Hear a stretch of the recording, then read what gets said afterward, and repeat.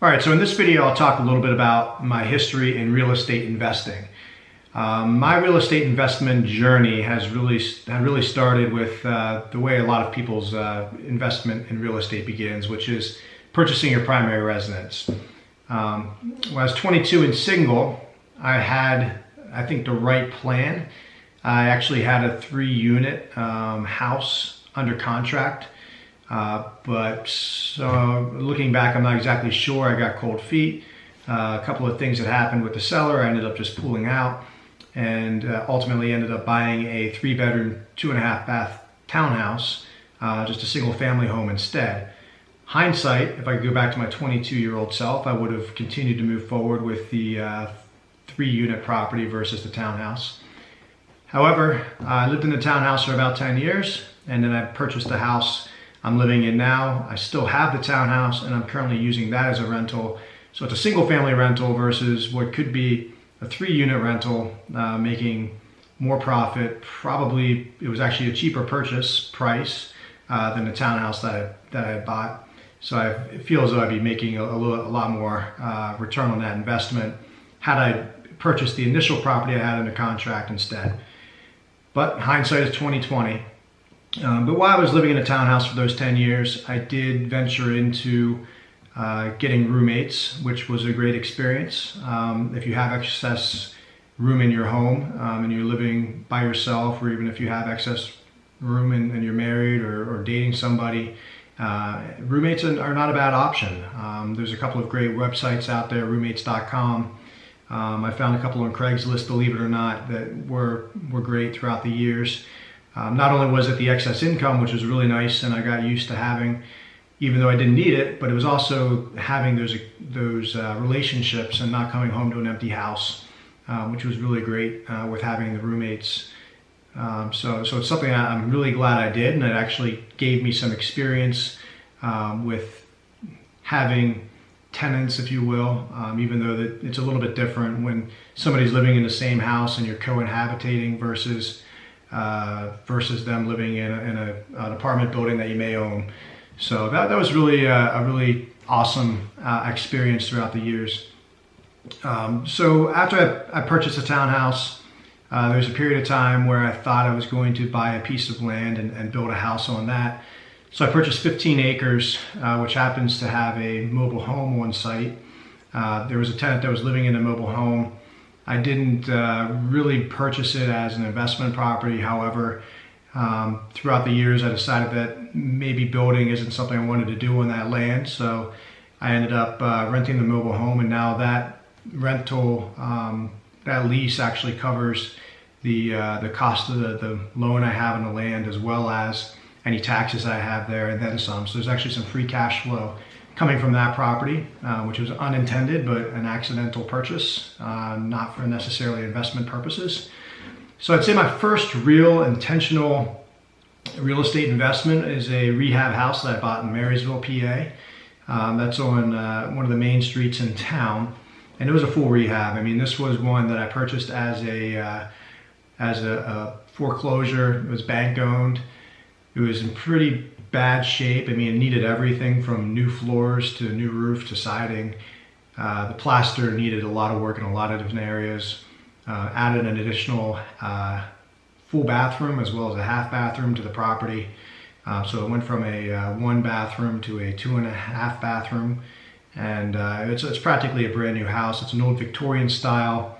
Looks, it's absolutely beautiful now. I'm really proud of the end result. However, it took a lot longer to complete than what would be ideal in a rehab situation. It took almost 1.5 years to complete. It sold fairly quickly once it hit the market, just because it was, it was a hot market, as well as the fact that it was really well done. It's just a timing aspect. It took incredibly long. I lost some money on that because of holding costs, insurance, interest, et cetera, et cetera. I mean, there's a number of ways I've learned that I've bled money out of that I should have been a little bit more careful. But no big deal. Got up, dusted off, went out and purchased another house, which I had rehabbed with a different general contractor. That one went a lot smoother, went quicker. Made a few bucks on that one, and then I took that money and rolled it into the purchase of a apartment building in downtown Mechanicsburg. And that's an 8-unit residential building. And then it also has 3 commercial units in the back, which are kind of subdivided across a 3,500 square foot warehouse. That was my first venture into a multi-family like buy and hold situation where I'm actually investing in real estate in the long term. Of course, with any real estate, anything's for sale at any point in time for the right price. So as much as I love some of these properties, you know, realistically, if you get the right offer, I mean, everything's for sale. So as of my most recent acquisition was December of 2017, basically December 28th. Very late in the year, you know, not too much more left after that. But that was a 220,000 square foot warehouse out in Lebanon, Pennsylvania. It's currently used for long-term storage for the foundry industry. It's a very well-performing warehouse. It's huge. It's one of those investments that I feel like it's going to be a very good long-term hold. It's making money now, very good free cash flow. The cap rate's about 12-13% cap rate, which is extremely good. It's very strong, and there is some redevelopment opportunity there, perhaps in the future. Not something that I'm necessarily going to invest a lot of money in right now, just because it's already performing so well, and it's not really eating any cash up. So it's actually making me money, and I don't think that there's necessarily a good development plan that would surpass that as of right now. And I'm also, in the meantime, under contract for a mobile home park or a manufactured home park in Shippensburg, Pennsylvania. That's set to close on November 30th of this year. So I'm excited about that most recent investment. It's under contract currently. It's going through the senior underwriting right now. Obviously, we have to get through the appraisal contingencies. But anytime I look at a deal, and in the next video, I'll go over this a little bit. I have the HUD here from my first real estate investment, which would be the townhouse, or I'm sorry, the multifamily property in downtown Mechanicsburg, Pennsylvania, which is the 8 units residential, 3 units commercial. I'll show you a little bit about how I was able to buy a $500,000 property with just $65,000 down.